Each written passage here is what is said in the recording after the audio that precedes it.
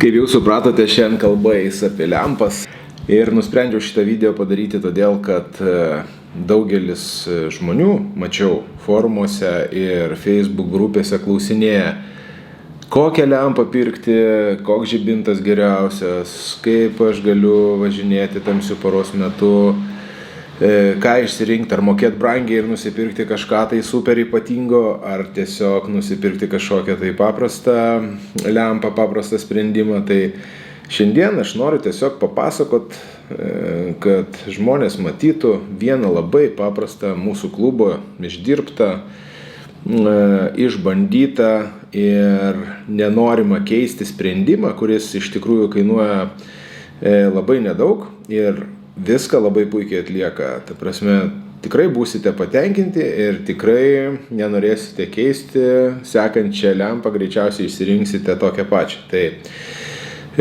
pakalbėsiu apie Bondage'o ir New Ballerio lempas. Čia yra mano komplektukas ir Tauro komplektukas. Mes abudu važinėjom su panašiom lempom. Vėliau video aprašyme įdėsiu ir AliExpresso linkus į juos. Jos yra kinietiškos, jas galima nusipirkti AliExpresse. Ir toks komplektukas, didžioji lempa ir lempa ant šalmo, mes pakeitėme jos paskirtį, nes šiaip jinai turi tokį mountą paprastą, įsideda ir yra tvirtinama ant vairo. Bet man, sakykime, važiuojant didesnių negu 20 km greičių trailuose, jos yra per mažai, nes kelias apsišviečia, bet tu nematai detalių, sakykime, šaknų.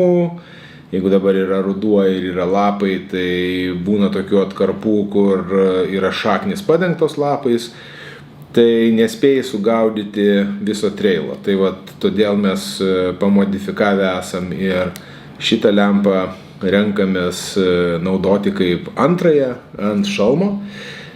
Vėliau parodysiu, kaip mes sugalvojame ir pasidarėme tos laikiklius, o pagrindinė lempa yra ant handlebaro, ant vairo. Ir yra lengvų mountų, kuris yra pridedamas prie lempos, tvirtinama dviejose vietose. Tai pradžiai apie pačią lempą. Tai yra arba 5 arba 9 ledų lempa, kuri turi kelis režimus. Pavyzdžiui, maniškė jinai šviečia vis stipriau ir turi dar papildomai mirksiuką, kuris, jau tikrai neliksite nepastebėti miške, nes labai atkreipia dėmesio, visas miškas tiesiog bąla.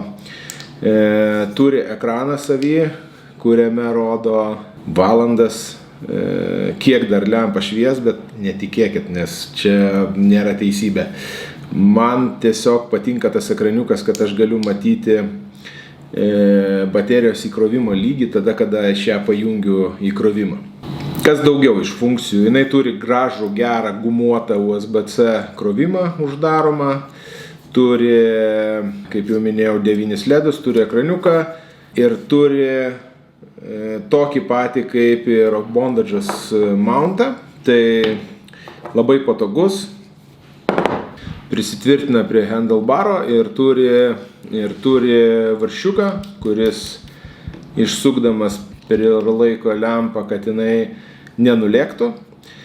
Tokie mountai yra 2, jie tvirtinasi, sakykime, kokių 10 cm atstumu ant vairo ir pati lempa tiesiog lengvai ant jų abiejų užvažiuoja ir prisisuka.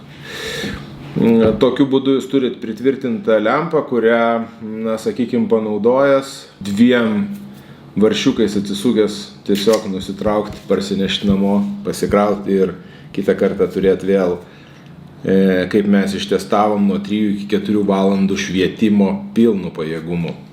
Tai toks komplektukas kainuoja apie 50 eurų.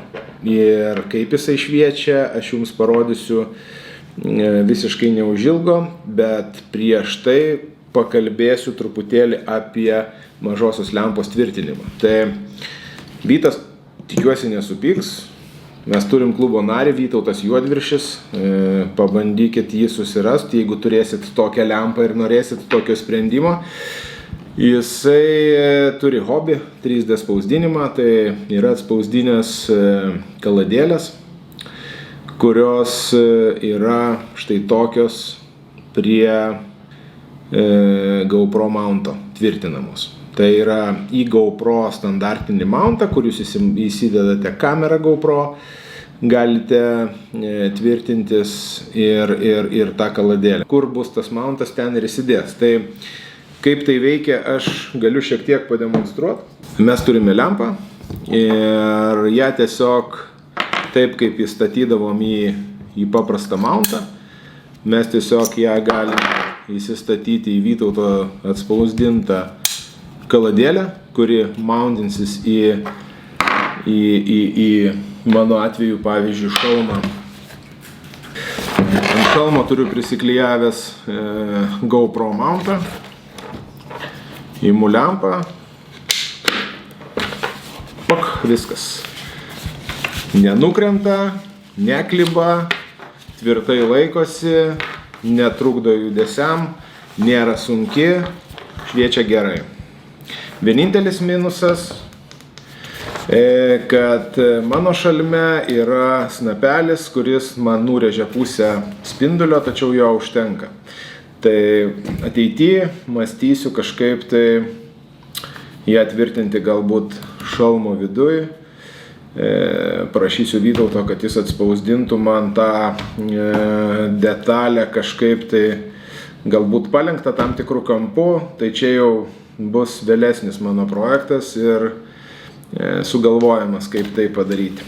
Tai va, tai tiek apie pačius tvirtinimus, tiek apie pačias lempas, o dabar šokim į kitą video ir pasižiūrėkime, kaip iš tikrųjų jos atrodo tamsoj miške.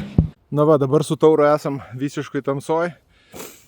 Šviečia kelios mano elektrinio dviračio padalos. Norim parodyti, kokią lempą reikia pirkti. Tai yra treiliukas. Mes važiuojam dviese su dviem lempom, kurios šviečia skirtingų ryškumų. Tai tokia lempa tvirtinasi ant dviračio ir jinai apšviečia trasą maždaug taip. O ant šalmo tvirtinasi kita lempa ir šalmo lempa dar dašviečia papildomai va taip. Va, ir aš sukioju šalmo lempą ir vat nusisuko dviračio lempą, atsuko šalmo lempą. Ja reikia teisingai nusireguliuoti, ta prasme matyti kelią, kuris yra toliau. Priekinę lempą galima pasireguliuoti truputėlį arčiau. Tada viskas labai puikiai apsišviečia ir nereikia jokio papildomo apšvietimo. Kai mes važiuojam dviese, dar papildomai dasideda ir Tauro apšvietimai. Mes viską puikiai ir ganėtinai toli matom, galima sureaguoti į bet kokį treilo kalniuką, sakykime, ar šaknį, ar į bet kokią kliūtį. Na va, priekį važiuoja Tauras, čia važiuoju aš. Va tai vat matosi visas treiliukas, pasuku galvą, žiūriu į priekį, viskas super. Nu va, atvažiuoja Tauras. Va. Kaip apsišviečia. Taigi, ačiū, kad žiūrėjot. Parodžiau daugiau mažiau viską, ką norėjau parodyti. Aprašymus, kaip ir minėjau, paliksiu apačioj. Jeigu turit klausimų apie būtent tokio tipo lempą ar kažko tai nepaaiškinau, kažką tai pamiršau paminėti, būtinai klauskit. Tikrai atsakysiu, pasistengsiu bent jau atsakyti visiems. Mėgaukitės treilais. Susitiksim kitose video. Iki.